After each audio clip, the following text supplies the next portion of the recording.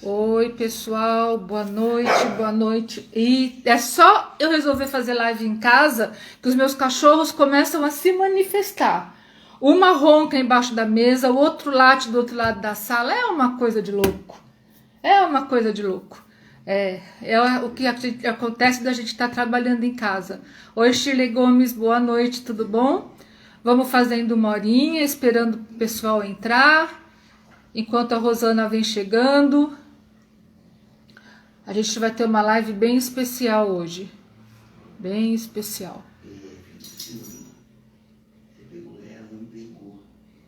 E eu, para variar, né?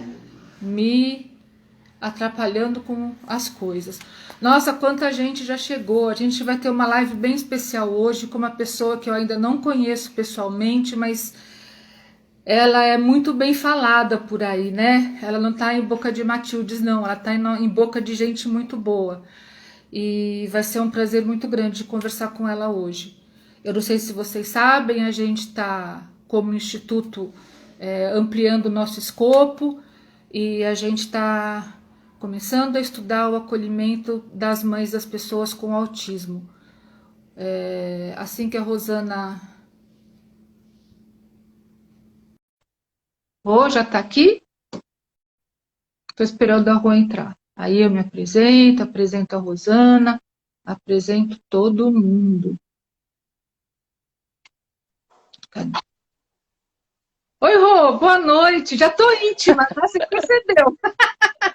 Olá, tudo bem? Olá, muito prazer, tudo em ordem.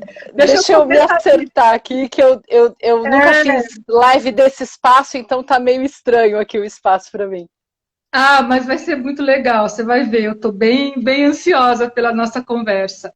Vamos começar direito, gente. Eu sou Mônica Xavier, presidente do Instituto Pachai.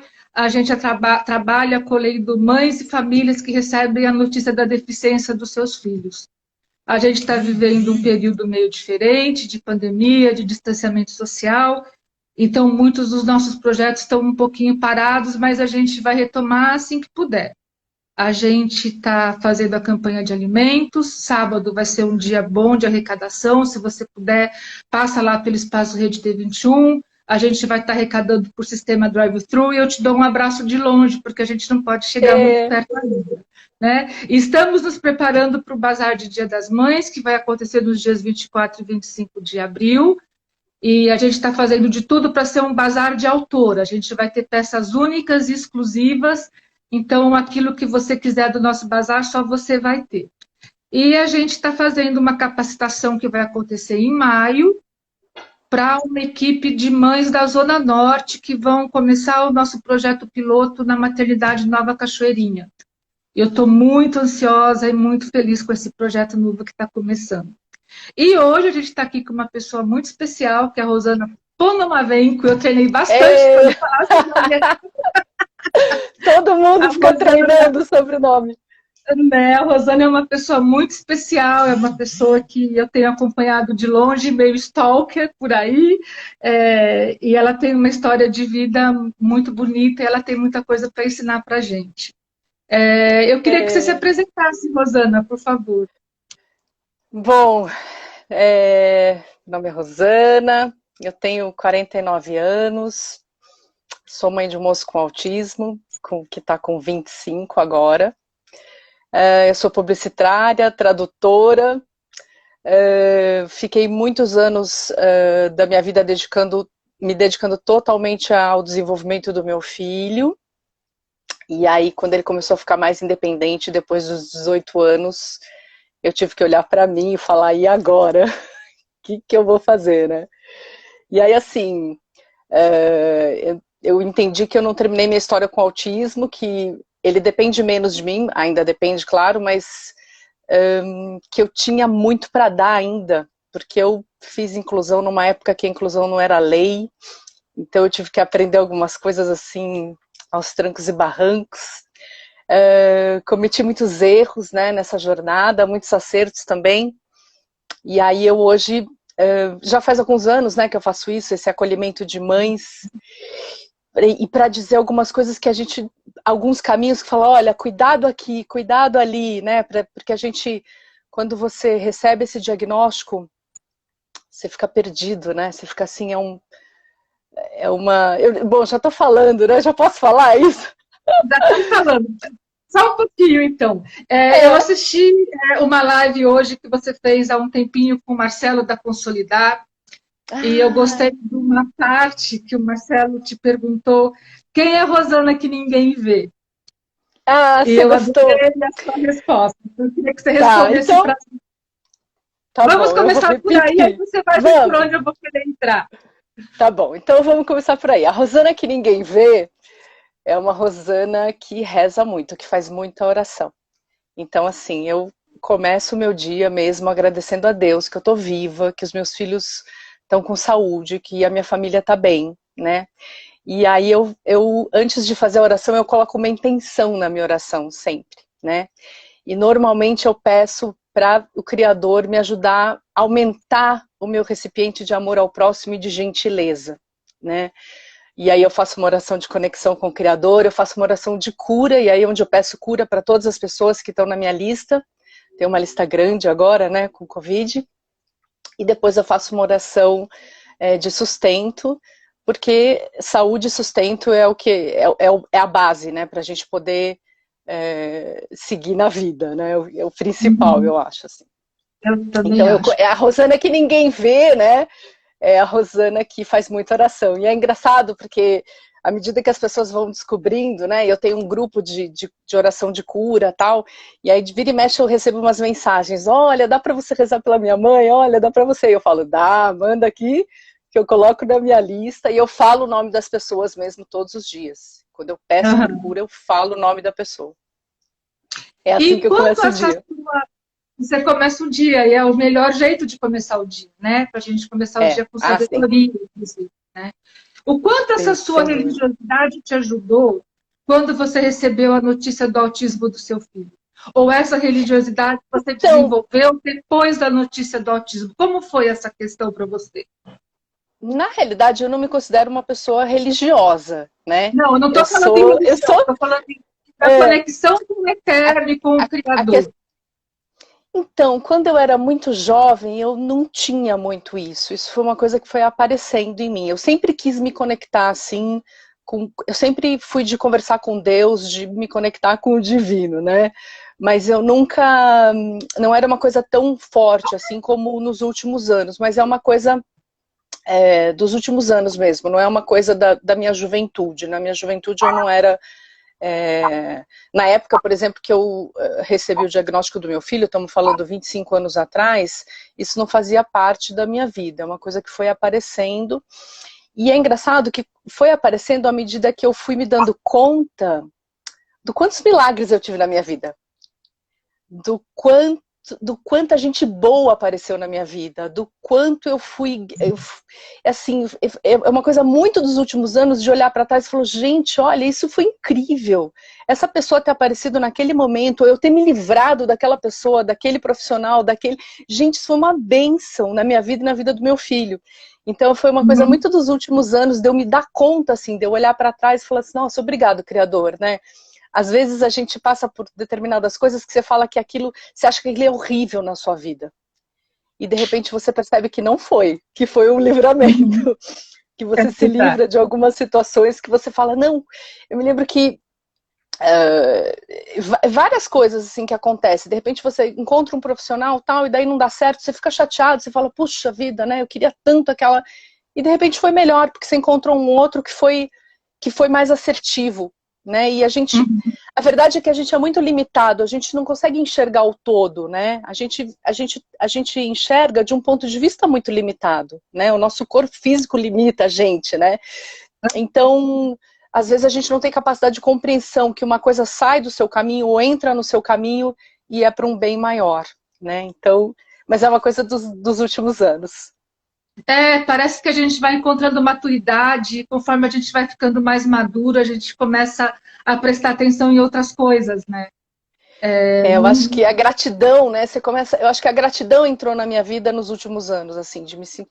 Não é nos últimos anos, gente, porque eu sempre fui muito grata, assim, pelos profissionais que passaram pelo meu caminho. Então, eu sempre fui uma mãe que no final do ano eu chamava todo mundo, eu agradecia todo mundo e falava, gente, olha, a gente conseguiu isso, conseguiu aquilo, obrigada, porque assim, sem as outras pessoas, eu não ia conseguir sozinha. Você não faz inclusão sozinho, né? Você faz inclusão no coletivo, você depende de todo mundo para fazer inclusão. Então, eu sempre fui uma pessoa de falar, olha, obrigada por você ter mandado seu filho na festa do meu filho, obrigada por você ter me ajudado aqui, obrigada por... Né?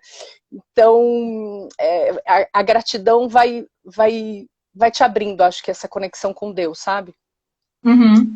Então, verdade. E a gente também se dá conta de que a gente é hoje tudo aquilo que a gente passou no passado, né?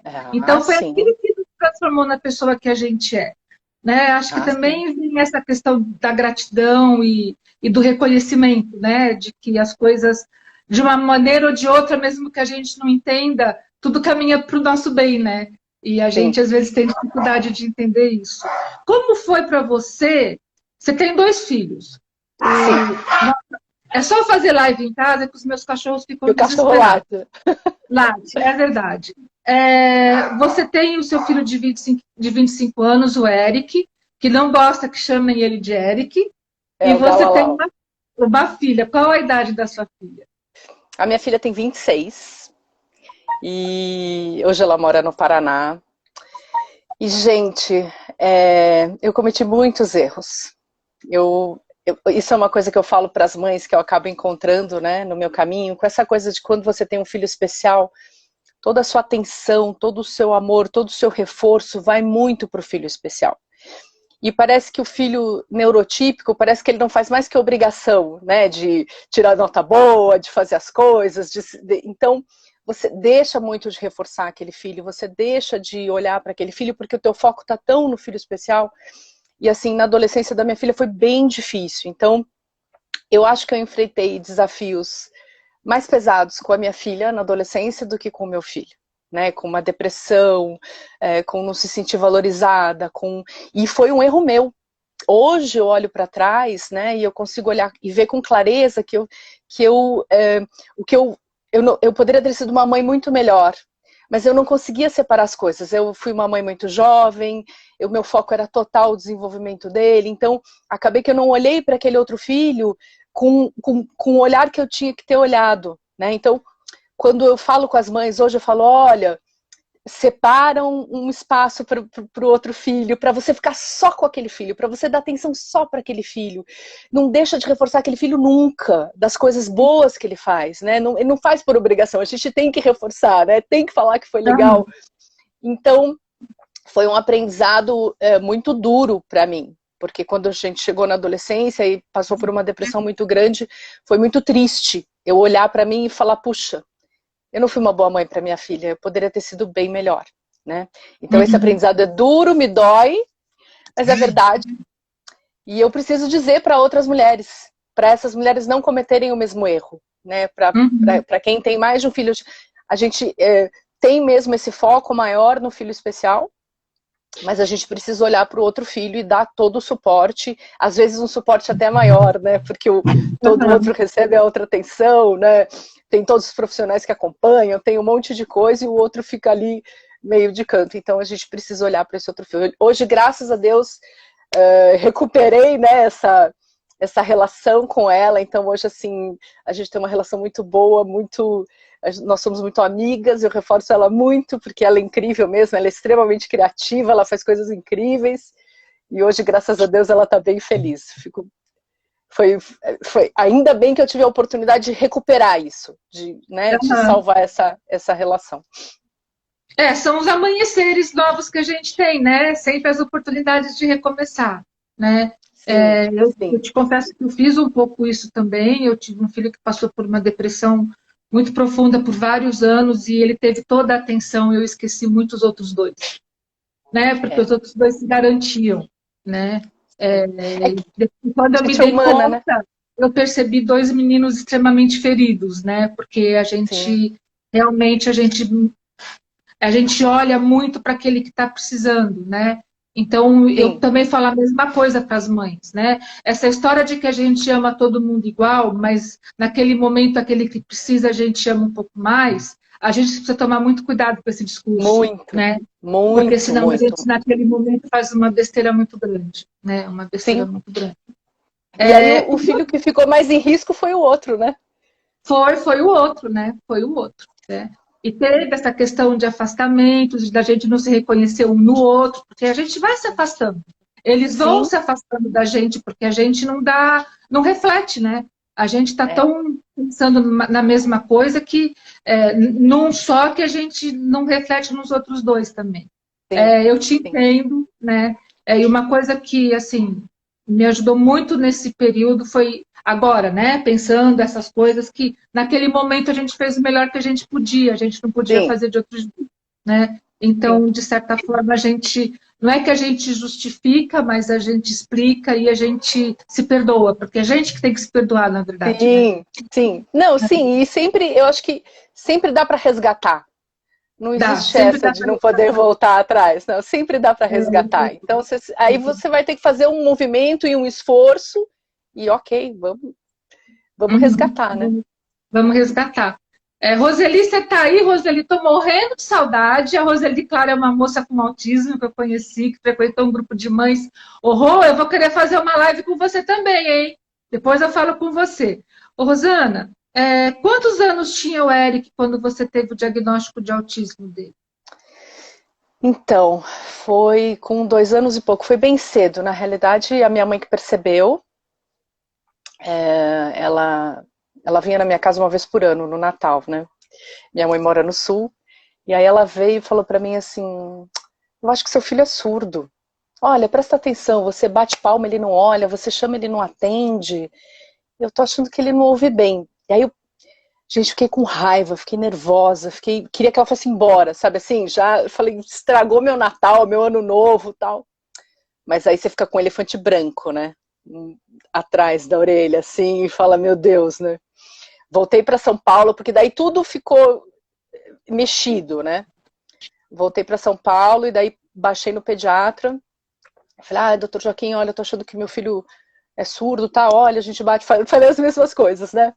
Aí ele falou pra mim assim, olha, eu nunca percebi nada, mas quando uma mãe que passa 24 horas por dia com o filho me diz isso, a gente tem que investigar. Aí eu me senti assim, eu falei, não fui eu, né? Mas eu fiquei quieta. E aí, de fato, a gente acabou indo para um neuropediatra. Eu passei em 2 neuropediatras, o primeiro não deu muito certo, e aí acabei indo pro Dr. Salomão Schwartzman, e aí a gente fechou um diagnóstico que na época, gente, há 25 anos, há 23 anos atrás, chamava Transtorno Global do Desenvolvimento, sem outra especificação, né? E aí, quando você recebe essa notícia, eu tinha 20 e poucos anos, assim, é um negócio tão surreal, porque você não tem ideia da dimensão do que aquilo significa. Eu não consegui, quando eu cheguei em casa, eu não conseguia repetir o diagnóstico. Eu falava assim, síndrome abrangente, geral, não especificada, abrangitude não especifica nada. Eu falei, não sei. O que ele tem? Não sei. E aí, a pergunta que você faz é, vai falar? Porque meu filho começou a falar com quase 7 anos, tinha 6 anos e pouco. Então demorou bastante para falar, precisou de muita fono, né? Quase que não fala. E aí eu falava, gente, vai falar, vai se alfabetizar, vai pra escola, vai namorar, casar, né? Trabalhar. E aí o médico, não sei, depende de como ele vai ser estimulado, não tem como a gente prever, né? Então, o impacto que isso teve na minha vida era que eu era a mulher atividade. Eu sempre estava em busca de alguma coisa, de uma atividade, de um esporte, de uma música, de uma arte, de alguma coisa de fono, de teoria, tudo que você possa imaginar para dar repertório para essa criança, para poder aumentar o repertório dele, para poder... e naquela época não era tão divulgado, não tinha tantas clínicas comportamentais como você tem hoje, tantos profissionais. Hoje você tem profissionais, hoje você pode buscar ajuda com gente especializada, né? Gente, naquela época não. Eu não tinha nem outras mães para trocar. Naquela época a gente não tinha celular. Não tinha celular, né? Quando o celular veio, meu filho já era grande, já era nascido, já tinha uns 3 anos, quer dizer, Então, as coisas eram muito mais difíceis, né? Então, foi uma busca, assim, era uma busca incessante de coisas diferentes e de cursos e de profissionais que ele pudesse fazer, se desenvolver, se adaptar. E eu ia colocando. E aí as pessoas, ele é meio assim, meio assado. Tudo bem. Mas ele participou, ele fez. Ele do jeito dele, tal. Então tá bom, não tem problema, né? Então eu fui muito... Eu não, às vezes a gente ficava com muito receio, né? Eu não tinha receio, porque eu não tinha esse filtro na época, eu não tinha, porque o autismo não era como é. Então, eu simplesmente colocava em tudo que eu... vamos fazer aula de violino, vamos comprar o violino, pôr para fazer o violino com a professora de música, e ele ia lá do jeito dele. Vamos fazer aula de não sei o quê, Kumon, inventei tudo que você possa imaginar. Eu fui inventando para ele poder ter repertório. A gente se desdobra, né? E nesse trajeto todo, a sua vida foi para a estante, né? A vida da Rosana foi para a estante, né? E eu acho que a sua história é uma história muito linda, Rosana, porque você foi para a estante, mas depois você saiu da estante. Tô saindo, né? Ainda. Tá saindo, mas olha, você tá saindo em alto estilo, né? Tá saindo em alto estilo. E é uma coisa que a gente percebe muito no acolhimento, né? As mães das crianças com algum tipo de especificidade, né? A grande parte das vezes a gente vai para a estante, né? E depois a gente sai da estante, né? Existe um momento que você tem que olhar para você, né? Tem, até porque os filhos vão para a vida uma hora, né? Eu lembro quando meu caçula fez 18 anos, eu fiz uma tatuagem como cerimônia de passagem, ritual de passagem, de mãe super presente para totalmente independente. Aí eu voltei para trabalhar, eu fui fazer outra faculdade, porque realmente eu tinha ficado aquele tempo todo na estante também para acompanhar os meninos, né? E o Eric hoje tem 25 anos e ele trabalha, ele tem uma vida autônoma, né? O que o Eric faz? Então, ele trabalha no departamento de coleta de mídia de TV do Ibope. E ele entrou na realidade na coleta de mídia impressa, né? E aí com a pandemia, a coleta de mídia impressa acabou se extinguindo. Foi um setor que se extinguiu, porque acabou com a mídia impressa, né? Virou tudo eletrônico. E aí eles transferiram ele para a coleta de mídia eletrônica, que foi muito desafiador para ele, porque ele não estava preparado para esse trabalho, ele estava preparado para o outro trabalho, né? Então ele, mesmo passando por um treinamento, a questão também de estar em casa, de estar no home office, de não ter mais que ir até a empresa, quer dizer, de pegar o transporte público, de ir na empresa, de ver outras pessoas, de se comunicar de alguma forma, de ter que sair para almoçar, de fazer toda a rotina diária dele, que agora está toda dentro de casa. Então, essa mudança de setor e esse treinamento que acabou sendo dentro do home office, na questão mais eletrônica, foi mais desafiador para ele. Aí acabaram transferindo ele para uma parte menor do setor, mas agora ele já está mais tranquilo e está dando conta, entendeu? Agora já está... O trabalho já está com mais fluidez para ele, o trabalho. Então ele já está mais tranquilo. Ele já vai fazer 2 anos já no Ibope. Que bom. Então foi bem bacana. E que história é essa de Galalau? Porque Galalau a gente chamava aqui de vez em quando os meninos de Galalau. Aquela fase de estar grande, estar desembolsado, era a fase de chamar esse Galalau aí. Então, Galalau é assim, uma vez que eu comecei a fazer várias coisas de forma pública, né, até para preservar ele, eu oculto o nome dele, né, então Galalau é o apelido dele, né, por isso que eu falo Galalau, porque Galalau significa homem grande, homem alto, e o meu filho tem 1,94 m e meio, então... Nossa, gigante! Gigante, medimos essa semana, né, fomos do pediatra, eu acho engraçado porque... O pediatra do meu filho, eu falo para ele que enquanto ele é um médico de família, né, mas ele é pediatra, é pneumologista infantil, e eu falo, doutor Joaquim, enquanto o senhor não expulsar a gente continua vindo aqui, porque ele tem todo o histórico, né, e a gente faz um check-up geral, assim, grande a cada 2 anos, E aí a gente fez um agora esse ano, porque ele perdeu muito peso durante a pandemia. E aí eu volto, né? Falo assim, eu vou no pediatra. Daí eu falei assim, não posso mais falar pediatra, vou começar a falar, vamos ao médico, né? Porque pediatra não cabe mais, o cara é gigante, né?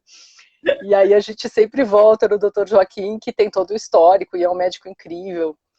E aí a gente voltou, e na realidade essa perda de peso foi por conta de que, ficando em casa, ele parou de comer na rua, a alimentação dele passou a ser melhor, porque a gente tem uma comida mais leve aqui em casa, e teve um aumento de estereotipia, né, de andar dentro de casa, e isso gasta muita energia, então ele acabou tendo uma perda de peso aí. Mas agora ele tá slim, tá? Tá perfeito, né? Tá zerado, tá. Zerado, né? Você fez mestrado, você fez doutorado, está fazendo psicologia agora, não tá? Isso ninguém sabe ainda, você tá divulgando. A Clarissa já me contou e já me desafiou a fazer também. Eu tô aqui pensando, lá que vem da meia-noite às 6 para eu voltar para a faculdade de novo, né? Mas é um desafio que meu marido também tem feito muito e eu fico pensando, nossa, voltar para a escola, né? E você tem especialização em distúrbios do desenvolvimento. Eu vou contar como foi isso. Que foi assim, quando ele começou a ficar mais independente, que daí eu falei, meu Deus, e agora? O que eu vou fazer da minha vida, né? E aí o Salomão Schwartzman, que é o neurologista dele, falou assim, Rosana, por que você não vai fazer um mestrado em distúrbios do desenvolvimento, né? Você é uma mãe que, conseguiu desenvolver seu filho super bem, não sei o que, acho que tem tudo a ver com você. Eu falei, gente, será? Será que eu consigo? Falei, não. Falei, doutor Salomão, eu acho que eu não consigo. Eu falei, não. Falei, gente, eu saí da escola, da faculdade em 94, fiz publicidade, né? Tudo bem, tive um negócio meu, mas assim, nada ligado à vida acadêmica. Eu falei, não, eu acho que eu não consigo. Ele falou, olha, eu tenho certeza que você consegue. Só você estudar a parte teórica, ler os artigos, ler os textos, tal, faz a prova que eu sei que você consegue. E aí eu fiquei com aquilo, eu fiquei um ano ainda, né, mastigando tudo aquilo. Daí depois eu peguei, passou um ano, voltei lá, ele falou, você não fez? Eu falei, não tive coragem. Ele falou assim, tô te esperando ainda. Eu falei, tá bom. E aí eu fiz e passei, né, e é engraçado que você fica muito nessa vida de mãe, né, de cuidando de filho e tal, e parece que você tem essa sensação que você emburreceu, né, que você não faz mais nada da vida, que é só, né? E aí, de repente, eu falei, não, gente, eu consigo. Pera, e no começo, não vou dizer que foi fácil, porque assim, às vezes você lia um artigo científico e você falava, meu Deus, o que é isso? Eu tinha que ler 30 vezes o mesmo artigo para eu conseguir entender, né? E eu tive um professor que foi muito desafiador para mim, assim, que no mestrado, era um professor de metodologia científica, e ele chegava e ele falava para mim assim, Rosana, onde nós paramos? Eu falei assim, gente, não acredito que ele está perguntando para mim de novo, né? Eu falei, não. E aí, esse professor, ele acabava me obrigando a estar sempre em dia com tudo, entendeu? Porque eu sabia que ele ia chegar e ele ia perguntar para mim, né? E então foi bastante desafiador, né? E aí, depois que eu saí do mestrado, eu falei, gente, eu preciso ter mais conhecimento em relação às crianças, aos procedimentos com as crianças, tal. E aí eu fui para uma pós-graduação em análise do comportamento aplicada, que é o ABA, né? Que é uma parte da psicologia, uma ciência. E aí fui fazer essa pós-graduação também, 2 anos, e aí efetivamente fui atender as crianças, né? E ter o contato com as crianças e fazer os procedimentos. Então, aí é uma outra parte da minha vida. E aí é engraçado que quando parece que assim se abre um conhecimento para você, que você fala, nossa, se meu filho tivesse feito isso, talvez a gente não tivesse que ter aberto mão da matemática, por exemplo, naquela época, porque o recurso que a gente tinha era diferente, né, há 20 e tantos anos atrás. Então, hoje, a análise do comportamento aplicada e as práticas comportamentais para as crianças com autismo possibilita um aumento de repertório muito grande, né, para as crianças e mesmo na vida acadêmica, né, deles. E coisa que meu filho, na época, não teve acesso, né. Até onde seu filho estudou? Até o colegial? Ele terminou o ensino médio, e aí é uma coisa muito importante que eu sempre falo para as mães, que você tem que ter um planejamento, né? Porque, veja, o espectro é muito grande. Então você tem desde os autistas que são de alto funcionamento, de alto rendimento, inteligentes, que se dão super bem no colégio, vão para a faculdade, fazem pós-graduação, mestrado, e você tem o outro extremo do espectro, que são aquelas pessoas que têm dificuldade para escovar os dentes, para tomar banho, para se vestir. Então, assim, o espectro é enorme, né? Então, o meu filho está aqui, numa parte do espectro, né? Então, você tem que começar a perceber antes, né? Qual que vai ser a possibilidade do seu filho. Você tem que começar a estar atento com as possibilidades. Então, o meu filho, durante desde os 10 anos, né, a gente descobriu a habilidade nele de memorização de texto, então ele fazia teatro e tal. Então, eu sabia que ele não ia ter condições de cara ir para uma universidade. E até hoje, isso ainda é uma ideia na minha cabeça, mas nesse momento, se você perguntar, ele tem condições de ir? Não, não tem. E aí, eu tinha que ter outras coisas para quando acabasse o ensino médio. Porque, veja, o ensino médio é uma atividade diária. Você vai para a escola, você está dentro de um espaço ali protegido, né?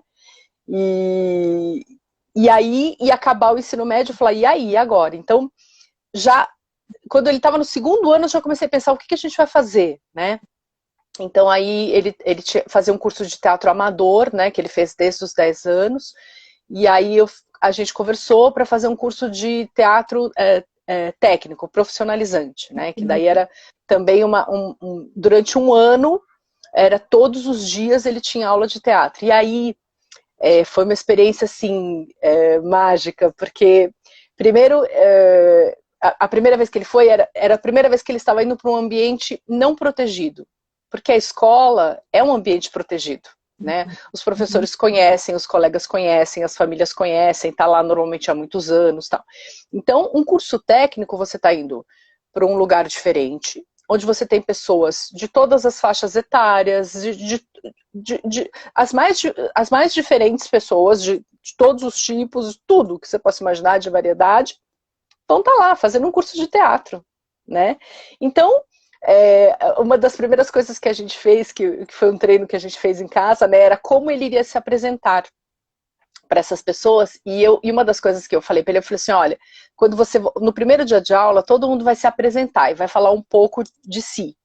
O que você quer falar de você? Né? Então, daí a gente ensaiou as coisas que ele ia falar dele. Eu falei assim, olha, presta atenção para você me falar sobre os outros. Eu quero que quando você chegar em casa, você me diga sobre outro, que era para ele prestar atenção nos colegas. Então foi engraçado que quando ele voltou, ele sabia exatamente, a fulano de tal, faz isso, faz aquilo, não sei o quê. Então ele sabia cada pessoa do grupo dele, o que fazia, de onde tinha vindo, enfim, né? E aí uma das coisas que eu conversei com ele, eu falei, olha, você quer contar para as pessoas, num primeiro momento, que você é autista? Aí ele falou assim, eu não quero. Tudo bem, vou te respeitar.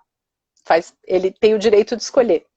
Mas daí, depois de acho que umas 2 semanas, ele já estava mais íntimo, né, das pessoas. E aí eu acho que ele deve ter falado alguma coisa que o grupo deve ter estranhado, assim. E ele percebeu que o grupo estranhou. E aí ele falou pro grupo assim, olha, às vezes eu falo umas coisas assim, mas é porque eu tenho autismo, eu sou autista. Se você não entender direito o que é isso, você pode ligar para minha mãe que ela te explica, né? E aí foi engraçado, porque um dos meninos efetivamente me ligou. E falou assim, oi, Rosana, olha, eu sou amigo do Eric, aqui do curso de teatro e tal. E assim, gente, esse grupo foi muito acolhedor. Mas assim, foi muito acolhedor. E eram assim, pessoas de diferentes gêneros, diferentes idades, diferentes cores, diferentes profissões, tudo que você possa imaginar, um grupo diferente. Uhum. E eles foram extremamente acolhedores. Então, a partir do momento que o Eric falou assim, olha, às vezes eu tenho um comportamento meio assim, porque às vezes ele não entendia quando...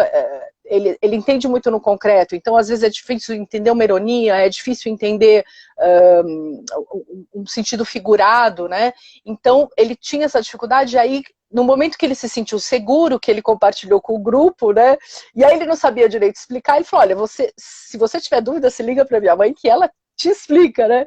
E aí, a partir desse momento, o grupo super acolheu ele, e foi assim, um ano maravilhoso, assim, na vida dele. E depois, em seguida, ele acabou entrando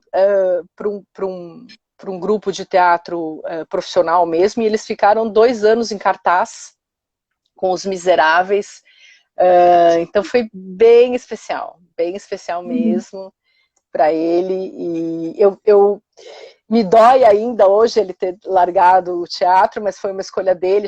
Chega um momento que a gente não pode mais fazer as escolhas, né? Então, durante muito tempo, você acaba direcionando as coisas, né? Então, eu sempre fui direcionando. Mas chega a determinados momentos que ele fala, eu não quero mais. Uhum. E aí, por mais que me doa, eu sou obrigada a respeitar, né? E assim, quando ele deixou o teatro, que ele arranjou um emprego formal no Ibope, né? E aí ele falava assim, eu não quero mais fazer teatro porque eu tenho que ensaiar de quinta a sexta-feira, tem apresentação na sexta, no sábado, no domingo, eu tô trabalhando todo dia, eu fico cansado, né? E aí eu tive que falar, tá bom, filho, então vamos sair do grupo de teatro. Então, assim, mas pra mim foi muito dolorido, assim, foi bem dolorido. Mas eu tive que respeitar, faz parte. Mas eu fui pra terapia pra poder respeitar. É verdade, é verdade. Porque assim, é uma coisa que eu converso muito com as mães que a gente acolhe, né? A gente controla tudo por tanto tempo que quando a gente se percebe que não pode mais controlar, a gente precisa. É um choque de realidade, né? É um choque de realidade. Então, e agora? Na empresa, né? na empresa eu tive muito isso. Né? E agora o que eu faço? Né? Quando ele foi pro Ibope, gente, foi muito difícil para mim. Olha que coisa maluca, porque assim, é até um paradoxo, porque você trabalha a vida inteira para o filho conseguir ter essa independência e arrumar um emprego e estar empregado e tal. E aí assim, uau, né, conseguiu um emprego, que legal, que bacana, tá super, uma equipe que recebeu ele super bem, que reforçava ele, que ele estava integrado, estava ótimo. Só que aí começou a me incomodar, porque os horários que eles faziam era diferente, eles mudavam as coisas, não sei o quê. E eu falava assim, gente, que coisa, né? O menino tem terapia, mudou o horário, não dá o feriado, não sei o quê. Aquilo começou a me incomodar.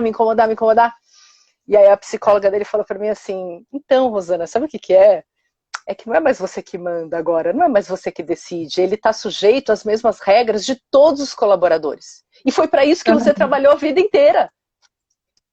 Ela fala assim, e aí você tá com raiva, você tá brava, e eu falo, ai, é verdade, então pera, deixa eu respirar, deixa eu ressignificar tudo isso, porque tem razão, ele tá em pé de igualdade com todos os colaboradores, então assim, foi contratado, tá lá bonitinho, então não posso ficar irritada com as coisas com as regras da empresa, ele tá sujeito a essas regras, né? Então, aí tive que ressignificar isso dentro de mim, e aí tudo bem, passou. Então agora a gente se adapta às regras que são ditadas pela empresa, e ok, faz parte. Pra todo mundo, né? Faz parte. Bem-vindo ao mundo adulto, né? Isso, bem-vindo ao mundo adulto. Você fala muito sobre a questão do acolhimento das mães que recebem a notícia. E você tem uma fala que é muito parecida com a que eu tenho, que é olha para essa mãe e imagina o que ela está passando para ela te pedir o que ela está pedindo, né?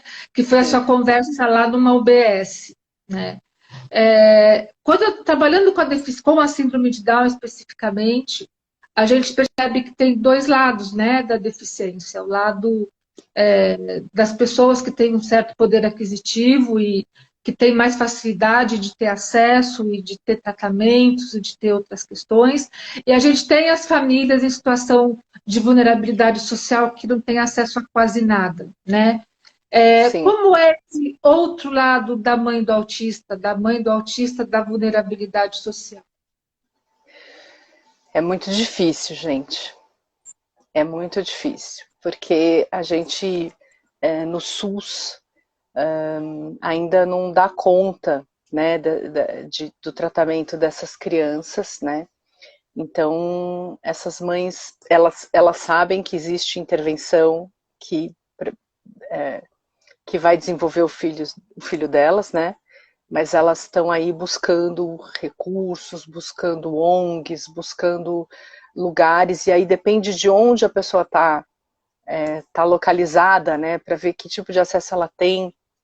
Então, muitas vezes essas mães chegam assim, eu faço um trabalho de de acolher, de ouvir, e de aí tentar dar pequenas dicas para ela poder fazer dentro da casa dela, né? Para ela conseguir ampliar o repertório daquela criança o máximo que ela puder, dentro da possibilidade dela. Às vezes, como que ela vai falar na escola, né? Às vezes ela não sabe como falar, o que ela vai pedir ali para o coordenador da escola, né? Às vezes ela não sabe o direito que o filho dela tem. Então, às vezes a mãe chega com uma dúvida e fala assim, olha, Rosane, eu tenho dinheiro para pagar, ou eu pago o plano de saúde, ou eu pago a escola particular. O que você acha que eu devo fazer, né? Eu falo, olha, paga o plano de saúde, porque no plano de saúde você pode encontrar clínicas comportamentais, você pode conseguir laudo, você pode conseguir uma série de coisas, e a escola pública, ela te dá o recurso de mandar um atendente especializado para você. O governo, se você solicita através da diretoria da escola, da coordenação, se tem um laudo. Então, assim, as mães ficam muito em dúvida, e aí a gente precisa ponderar ali, né? E quando você está no olho do furacão, você não consegue ver as coisas com clareza, né? E você não consegue... então, às vezes você atende uma mãe e fala assim, tem uma clínica que tem absolutamente tudo, não sei o que, não sei o que lá. Legal, mas vamos ponderar. Qual é o seu sentimento quando você encontrou com esses profissionais? O que você achou do profissional tal? O que você achou, para você pegar ali naquelas falas alguma coisa e poder dar uma clareada ali, né? Para aquela mulher encontrar um caminho, né? Dentro da possibilidade, da região onde ela está, né? Então, às vezes é muito difícil porque tem regiões assim que tem pouquíssimo acesso, né? Que não tem... quase nada, e aí você conta só com o apoio que você tem realmente dentro da escola, né? E aí tem que buscar assistência social para determinadas coisas. Então, eu vou escutar, vou ver aquela localidade e vou, na realidade, pedir quase uma luz para ver o que eu posso clarear ali no caminho daquela mulher, para ver que caminho ela vai seguir, né? E você faz um trabalho de acolhimento com essas mães, né? É um pouco o que a gente faz, é um trabalho de escuta, né? Como é a questão da rede de apoio dessas mães para essas mulheres? Isso existe ou ainda é muito incipiente? É assim, eu não gosto de generalizar as coisas, entendeu? Então, assim, o que é rede de apoio? Às vezes você tem uma família que te dá um super suporte, entendeu? Quando você tem uma família que você pode contar que você não está sozinha, né? Que você tem um casamento ali, que tem uma estrutura, que tem irmã, que tem tia, que tem primo, que tem vó, né? Então, assim, você conta com quem está à sua volta, né? Existem pessoas que estão muito isoladas. Essas pessoas, assim, passam por um estresse e ficam mentalmente muito abaladas, porque é tudo em cima de uma única pessoa. Né? Então, varia muito a rede de apoio das pessoas. Você tem, eu, por exemplo, quando eu era jovem, eu podia contar muito com a minha sogra, porque a minha mãe morava no sul. Mas a minha sogra era uma mãe, porque ela fazia tudo por mim, pelos meus filhos. Então, assim, ela era uma rede de apoio extremamente importante para mim, né? Então, varia muito para as pessoas, né? Então, tem gente que não tem rede de apoio, né? E rede de apoio que eu falo é família, é um amigo que você possa contar, é alguém que você possa falar assim, nossa, eu preciso de um dia, de uma noite dormir, eu vou deixar meu filho na casa da minha mãe. E é engraçado, né, que as pessoas que tem filho especial, filho com autismo, você acha que ninguém vai cuidar como você cuida, né? E, gente, as pessoas cuidam. Você não vai acontecer nada com o filho. Você pode deixar o filho dormir na casa da sua mãe, na casa da sua irmã. É importante para a criança ter essa habilidade, né? E é importante para você ter um espaço, para você ter um período que você fala, não, eu vou deitar e eu vou dormir a noite inteira, eu vou acordar de manhã, você entende? É importante. Ou então eu quero ir pegar uma sessão de cinema, ou então eu não quero fazer nada, eu quero ficar no escuro. É importante. E você só consegue fazer isso com uma rede de apoio, nem que seja sua melhor amiga, entendeu? Que você vai falar para sua melhor amiga, vou deixar meu filho dormir na sua casa, se vira. E aí, assim, precisa ter uma rede de apoio, né? Algumas pessoas têm, algumas pessoas não. É muito difícil, não dá para, depende aí da família de cada um. Quando a gente entra nos grupos de autismo, de mães de autistas, né, no Face, nas redes sociais, vira e mexe, com uma certa frequência até alta, tem um desabafo, né, do estou Tem, muito cansada e do não aguento mais, né, isso é uma realidade que é muito presente, né, por sim, conta da falta de rede de apoio, né. sim, mas uma coisa importante, eu acho, às vezes a rede de apoio existe, às vezes, mas você não tem coragem de deixar o seu filho com outra pessoa, o que também é uma coisa que acontece, né? Uma coisa é a pessoa que não tem família por perto, essa sim é muito mais difícil. Agora, tem gente que tem família, mas a pessoa não deixa, porque a gente tem essa coisa de super proteger, né? E a gente precisa... assim, é um pensamento muito duro, é muito difícil e é assim dolorido, porque dói esse pensamento, né, que a gente não vai estar sempre aqui. Então, é uma coisa que você precisa preparar, de poder dormir em outros lugares, comer em outros lugares, ter contato com outras pessoas. Até para as outras pessoas também se acostumarem e saberem lidar com outras situações, né? Se você nunca passa por determinada situação, uma vez eu passei por meu filho fazia natação numa escola aqui perto, né? E aí ele ia lá desde criança, desde pequeno, e aí tinha uma recepcionista nova, né? E aí eu acho que ela fez uma brincadeira com ele que ele não entendeu. Ela pegou o RG dele para pegar, como é que chama? Chave do vestiário, não sei o que e tal. E ela fez uma brincadeira que ele não entendeu, e aí ele ficou muito nervoso. E aí ele falou para ela assim, você está tirando sarro da minha cara. E aí ele começou a chorar. E aí ela se desesperou, porque daí ela não sabia o que fazer, né? E aí ela ligou para mim e falou, Rosana, eu acho que eu fiz uma coisa muito errada, porque eu fiz uma brincadeira com o Eric, mas ele não entendeu, e aí ele começou a chorar. E aí nesse momento, né, é engraçado, porque a gente sempre tem duas formas de olhar as coisas. Então eu poderia ficar brava, ou eu poderia olhar com outros olhos, né? Então o que eu falei para ela, eu falei assim, olha, é um aprendizado. Eu falei, o Eric é muito rígido, né? Então, assim, nem sempre ele vai entender a brincadeira que você quer fazer. Eu falei, ele de fato não entendeu, ele achou que você estava tirando um sarro da cara dele, porque ele não entendeu que você estava brincando, né? Então, tudo bem, é um aprendizado para você e é um aprendizado para ele. Eu falei, não se preocupa, porque na semana que vem passou. E aí, de fato, na semana que vem ele já estava mais tranquilo e tal. Mas é um aprendizado para as pessoas, né? Se você não permite que o teu filho tenha esse contato, né, e que não seja só com você, né, que você está sempre mediando as coisas, como é que os outros também vão aprender? Né?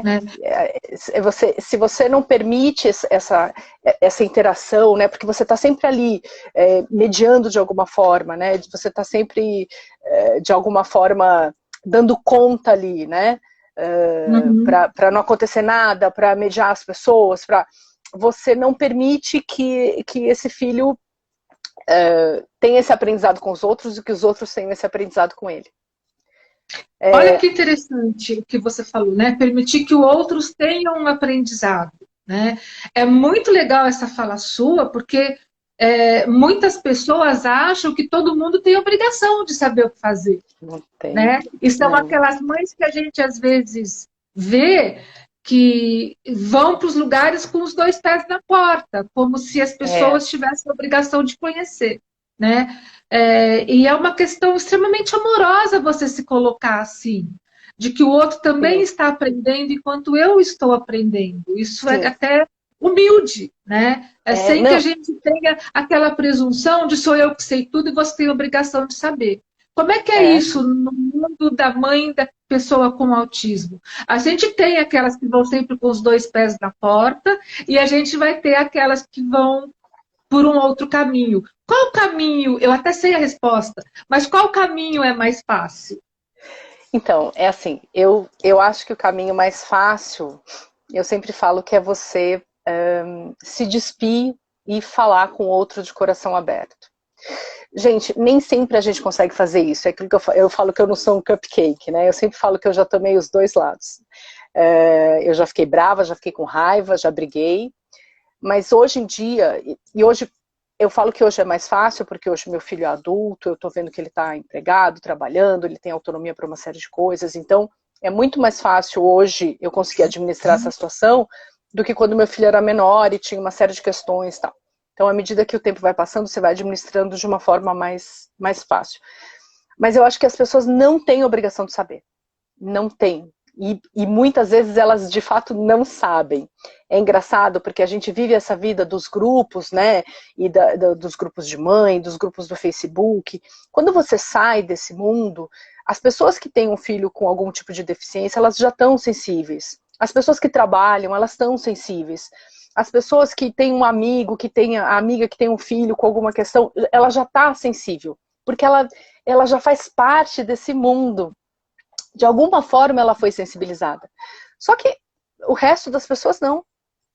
Então, quando eu sempre falo assim, quando às vezes tem coisas que eu falo para o meu filho, olha, quando você vai pegar o ônibus, tenha consciência de você e do que você está fazendo, né? Porque pode ser que aconteça dele estar dentro do ônibus e se ele de repente saltar ou falar alguma coisa, não sei o quê, a pessoa que está do lado dele vai se assustar. E ela não tem obrigação de saber. E aí, de repente, a pessoa se assusta e ela vai reagir de uma forma, menino, não sei o quê, tá, né? Então, eu sempre vejo que eu preciso avisar o meu filho de determinadas coisas, né? Falo assim, olha, presta atenção, quando alguém for passar, você dá espaço, toma cuidado para você não se encostar nas pessoas. Se você se encostar, a pessoa pode reagir mal, a pessoa não tem obrigação de saber. E eu sempre conto essa história, que é a história do cinema, né? O dia que eu me dei conta disso, né? Que o cara é grande, ele sempre foi grande, mesmo adolescente ele era grande, né? E aí a gente estava sentado numa sala de cinema, do lado de um casal, e ele se encostou na moça. Então, de repente, o casal levantou e a moça tava de cara feia, levantou e o cara sentou, tipo assim, sentou na cadeira do cinema, olhando feio, não sei o quê. E eu, sabe assim, a gente ficou meio assim, e aí eu entendi que o meu filho se encostou nela. Veja, ela não sabe. Então ela deve ter pensado, pô, esse cara tá se encostando em mim? Qual é? Né? Então, você pode ter uma reação. Então, assim, é engraçado que a partir desse momento, e aí, claro, eu falei com o casal, falei, olha, desculpa, tal. Aí tudo se acalmou. A partir do momento que você abre seu coração e fala assim, olha, quando você fala para a pessoa o que está acontecendo, a pessoa se desarma um pouco. Você fala, olha, desculpa, o meu filho não tem noção do tamanho dele, ele se encostou, não foi de propósito, ele é autista, tal, não sei o quê. E tudo bem, e aí, desculpa, a gente não sabia, você não tem obrigação de saber, tudo bem. E aí eu passei a ter um treino com ele de, primeiro, buscar lugares dentro do cinema, que são lugares que ele está perto do corredor, que ele pode pôr as pernas dele para o lado de fora. Então, a gente sempre compra lugares que ele sempre pode ficar no corredor, porque as pernas dele, de fato, são muito grandes. E se ele ficar ali naquele espacinho, ele vai acabar se encostando. E segundo, eu só passei a deixar ele ao cinema sozinho quando eu tinha certeza de que ele estava ligado no que está na lateral dele. Para ele mesmo não se meter em confusão. Porque até você explicar para a pessoa que de repente é um cara mais nervoso, você se encosta na namorada dele, pode ter uma agressão física ali. Pode. Você entende? Então, assim, e eu preciso dizer isso pro meu filho. Eu preciso falar assim, filho, se você se encostar na pessoa, a pessoa vai achar que você tá se esfregando nela. E aí pode dar uma super confusão. Então você precisa ficar ligado. É claro, nem sempre é possível. Às vezes ele se distrai. Então aí a gente reza e pede pros anjos protegerem, né? Porque a gente faz aquilo que dá, né? Então, mas assim, as pessoas não têm obrigação de saber. Não tem. Então, não tem. Eu acho que cabe a gente sensibilizar o máximo de pessoas possível. E aí a minha forma é sempre contando histórias e falando de forma aberta mesmo. Eu respondo assim, às vezes coisas que são bem doídas mesmo, eu respondo de coração aberto. Né? Fez uma pergunta, mas daí também esteja preparado para ouvir a resposta. É verdade, é verdade. Você falou, tem uma fala muito legal, que é a lei impõe a regra, mas a lei não sensibiliza. Pensando na questão quando você começou a trabalhar a inclusão lá atrás, né? Quando nem se falava disso ainda. Como foi a sua experiência de começar todo esse processo de inclusão, enquanto ainda não tinha lei, e depois, quando a gente tinha regras, mas a gente não tinha a sensibilização ali? Então, é que assim, eu tive que descobrir uma forma de falar com as pessoas. E eu descobri, que é uma coisa legal, que eu falo sempre, que tem mais gente disposta a ajudar do que a gente imagina. Né? Eu falo que a lei dita regras, mas ela não sensibiliza as pessoas, porque se você fala é direito do meu filho, então se você fala é direito do meu filho ter uma atendente especializada dentro da escola, é verdade, é direito. Mas faz toda a diferença como você vai falar com a coordenação da escola, se eles vão receber você de bom grado ou não, né? Se eles vão falar, puxa, já vem aquela mãe, que já vem ela ali, né? Porque daí já tem toda uma coisa ruim ali, né? E tem que ter uma fluidez. A escola tem que ser um lugar que você possa contar, que você possa chegar lá a qualquer horário, que você possa, né? Então, claro, é muito da posição da escola, mas é muito da forma como a gente fala com a escola. E às vezes a gente está num estado de estresse tão grande que é muito difícil a gente falar de um jeito que não seja impositivo, que não seja cobrando, que não seja brava, porque você já está num estresse emocional muito grande. Então, assim, gente, é um trabalho mesmo de você, antes de você ir para uma reunião com a escola, de você colocar os pontos que você quer colocar, de pensar na forma como você vai falar, porque é muito fácil a coisa desandar. E você ficar como uma mãe antipática, como você ficar como aquela mãe que fala assim, nossa, já vem aquela mãe, né? É diferente. Então, assim, eu tive que descobrir em mim, porque eu, quando era jovem, eu sempre fui uma moça, assim, muito autossuficiente, muito arrogante do meu ponto de vista, sempre sabia tudo melhor, né?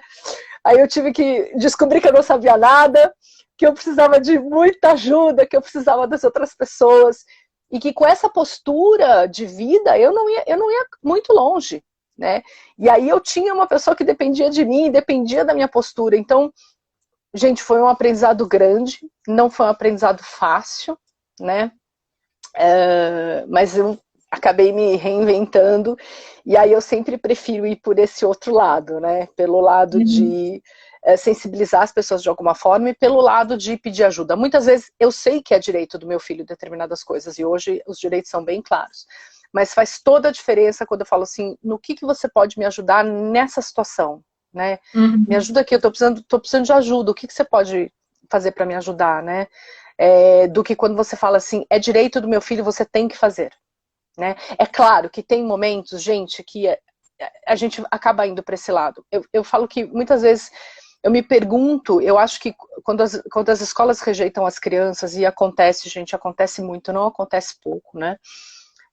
Muitos pais entram com ação judicial para aquela escola receber. Eu fico me perguntando, porque assim, o filho da gente precisa de inclusão hoje, não pode esperar.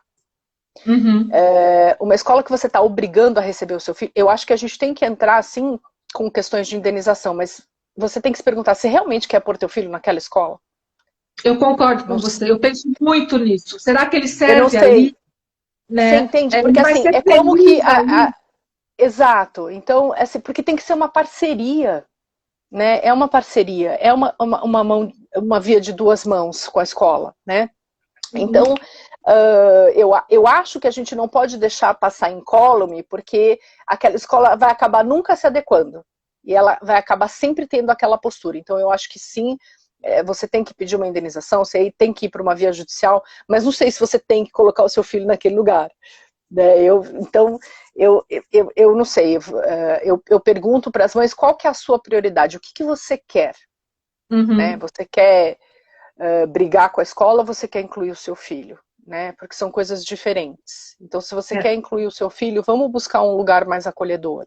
Né? Vamos ver quais são as opções. Vamos ver o que tem aí. A escola pública, de um modo geral, vai receber e vai ter que dar conta. É claro que quando você pega uma coordenadora pedagógica que é tocada com a inclusão, tudo flui muito mais fácil do que quando você pega uma que não está muito afim de fazer a inclusão. E só, assim, parceria é uma via de duas mãos, né? Eu não posso criar uma parceria, a gente não impõe parceria, né? Não. A gente conquista parcerias, a gente às vezes demora muito para perceber isso, né? Você faz um trabalho de mentoria com mães, né? É Sim. como um acolhimento ou é mais uma coisa de... Porque assim, o Empatiar, ele acolhe as famílias e faz um trabalho de acolhimento, e depois a gente tem a mentoria, que é ajudar a caminhar e aí ir atrás dos direitos, ir atrás de atendimento, ir atrás de outras coisas.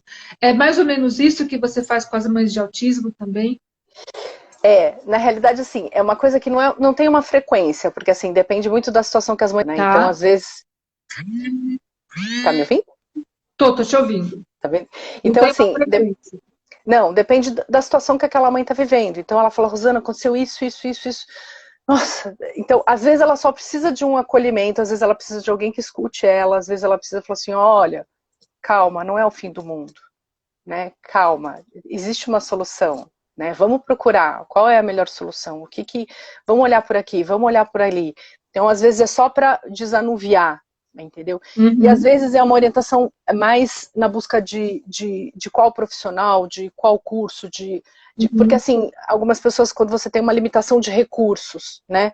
Aonde, para aquele indivíduo, naquele momento, naquela fase do desenvolvimento, você aplica melhor o seu recurso, né? Porque às vezes a Uhum. gente tem que escolher, não dá para pagar tudo, às vezes, não dá para fazer tudo, então você tem que fazer determinadas escolhas. Então, aí a gente consegue olhar para aquela criança, ver a idade, ver como é que ela tá, e falar assim, olha, eu acredito que o melhor investimento que você vai fazer para o teu filho nesse momento é aqui, né? E a gente pondera, né? Então, assim, Uhum. eu acho que quando você não está no olho do furacão e a mulher que está tomando as decisões, e também uma coisa de tirar o peso de falar assim, olha, se você tomar uma decisão errada, tudo bem, porque depois, quando a gente percebe que está errado, a gente muda. Uhum. Acontece. A gente, quantas e quantas vezes a gente não toma um caminho que se fala, pera, não era esse caminho, vamos voltar para trás que não deu certo, né? E Uhum. faz parte, porque não vem com manual, gente. Não, Não. nenhum filho, nem seja ele típico ou atípico, vem com manual, né? Então, assim, muito Uhum. provavelmente a gente vai fazer escolhas erradas, né? Então, assim, Uhum. o importante é a gente se dar conta que a gente fez uma escolha errada e voltar, né? E retomar esse caminho e não achar que isso foi tempo perdido. Não, gente, foi aprendizado. Foi Uhum. aprendizado de você falar assim, gente, isso aqui, essa terapia não funciona para o meu filho, ou esse profissional não deu certo para o meu filho, né? Porque o que dá certo para um não necessariamente vai dar certo para outro, né? Exatamente. Então, assim, de você não ficar se esfaqueando porque você tomou uma decisão errada. Não, faz parte. Não foi uma decisão errada, foi um aprendizado. Então, ok, tivemos esse aprendizado, Uhum. vamos parar aqui e vamos tomar um caminho diferente ali na frente. Né? A vida sempre feita de recomeços, né? Ainda bem que a gente Oh, pode recomeçar sempre, né? nossa, Recomeçar todo sempre, dia. todo dia. Eu estou preocupada porque, teoricamente, já foi a nossa 1 hora. Daqui a pouco o Já Insta foi, vão apaga a cortar, gente. Já, vão olha que apagar a delícia. gente. Daqui a pouco eles Passou tiram a rápido, gente. né? Foi, né? É bom conversar com. Nossa, adorei nossa conversa, adorei, Passou muito adorei. rápido, Quem contamos um falou monte de que não tem história. como amar a Rosana, acho que foi a Clarissa. Não tem como amar, não amar a Rosana, é verdade, Rosana, Ah, não tem como bonitinha. amar.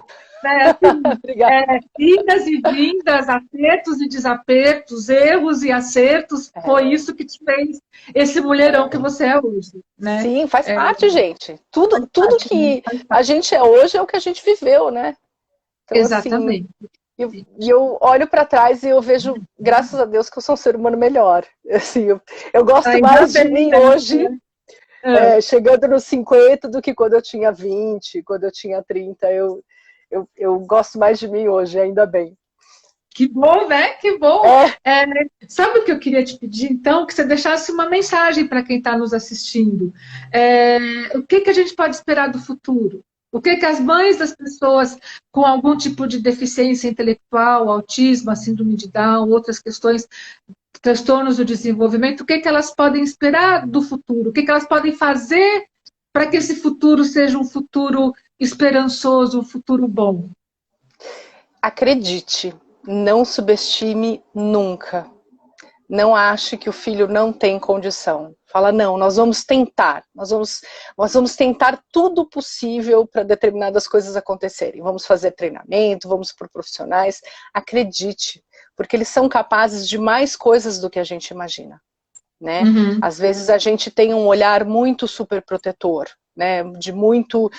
E a gente precisa abrir essas pessoas para o mundo, deixar o mundo aprender com eles, deixar eles aprenderem com o mundo e ver do que eles são capazes, né? Então, assim, quando você identifica uma habilidade, investe naquela habilidade, veja todas as possibilidades que essa habilidade pode abrir no mercado de trabalho e na vida, né? E abrir os olhos, abrir os horizontes, não fechar, não ficar focado naquilo que eles não conseguem.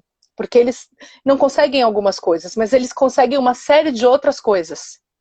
Então a gente precisa focar nessas outras coisas, nessas outras habilidades. E eu sempre acredito num futuro melhor. Eu sou uma pessoa muito positiva mesmo. Eu acredito que cada vez mais a gente vai estar numa sociedade mais inclusiva, faz parte hoje, graças a Deus a diversidade hoje está em todos os lugares, em todas as empresas cada vez começam a entender a importância da diversidade dentro da empresa, e isso abre portas para gênero, para mulher, para idade, para cor, para tudo, para as pessoas com deficiência, abre um monte de portas a diversidade. Então, eu vejo um futuro melhor, assim, não pode perder a fé. Abre os olhos, sorri, põe um sorriso e vamos para frente. Pé na vida e pé na tábua. É de quando eu era criança que a gente falava isso, né? É pé isso na mesmo, vida, pé na isso é da minha época. Gente, eu tive uma conversa maravilhosa com a Rosana Ponomarenko, adorei. Quero te agradecer obrigada muito. Por me receber. Fiquei muito e a feliz. gente tem você, Clarissa e eu, a gente precisa marcar um café e nem que seja virtual por enquanto e fazer um café virtual, verdade. Café virtual, fazer muitos planos. Você não sabe, mas você já está no meu caderninho de grandes coisas, de grandes acontecimentos. Tá? Obrigada, fico muito feliz. Obrigada por esse tempo, tá bom? Um grande beijo, Rosana. Beijo. Muito obrigada. Tchau, gente. Beijo, obrigada. Gente. Até a próxima. Super obrigada. Tchau, até. Tchau. Até.